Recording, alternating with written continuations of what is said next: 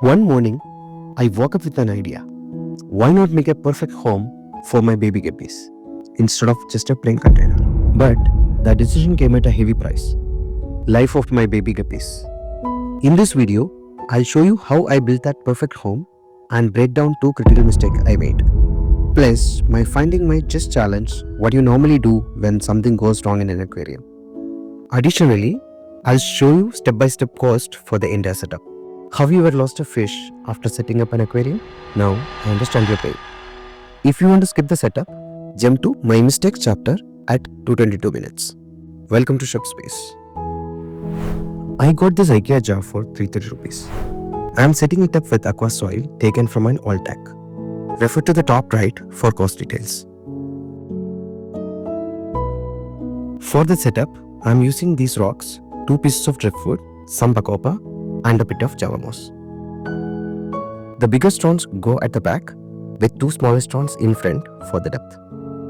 To keep the aqua soil from spilling, I am adding a layer of sand.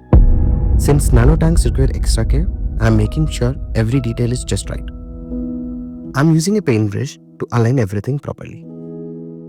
The 2 pieces of driftwood are tucked together without even using glue. That's perfect. I am attaching java moss to the driftwood with black thread.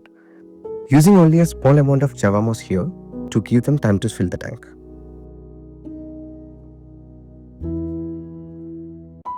Next, let's find a fitting position for the driftwood. I am planting 3 bacopa stems directly into the soil. Now it's time to fill the jar with normal tap water and place few extra stones in the front for a finished look. This is our final nano jar aquarium. Off the camera, I have added an air stone for oxygenation. After 3 days, I introduce 3 cherry shrimps. It's time to add our 100 baby fishes to the jar.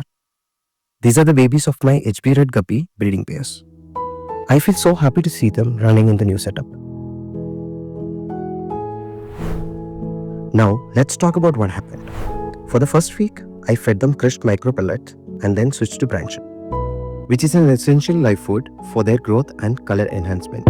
One morning, coffee in one hand, I went to enjoy watching my babies swim. I looked at the tank and almost dropped my coffee. Around 20 were dead at the bottom, another 20 barely alive.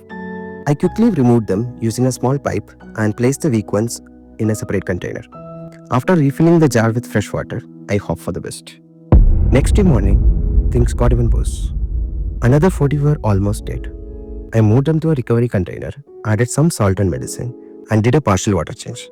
Despite my efforts, all but 7 babies died within the next 3 days. After analyzing what happened in detail, this is what I figured. My first mistake was carelessly feeding them brine shrimps. I accidentally fed unencapsulated brine shrimp cysts, which are indigestible for baby fishes. I was able to find cysts lying around in the jar. My second mistake was doing a drastic water change. In an attempt to save them, I did almost 90% water change, which was too much for such a small, delicate system. The stress killed remaining fry. Lessons learned. A cycle aquarium is a stable ecosystem, and any drastic change can disrupt its balance. So be careful with water changes, hardscape adjustments, or plant removals. So, what we learned from my mistakes? Double check your brine shrimps for cysts before feeding. Also, if you find anything wrong, don't rush. Understand the problem before taking actions. If you ever lost your fish and figured out the reason, please comment below. I hope this video helps you avoid the mistake I made and take better care of your fish. Thanks for watching.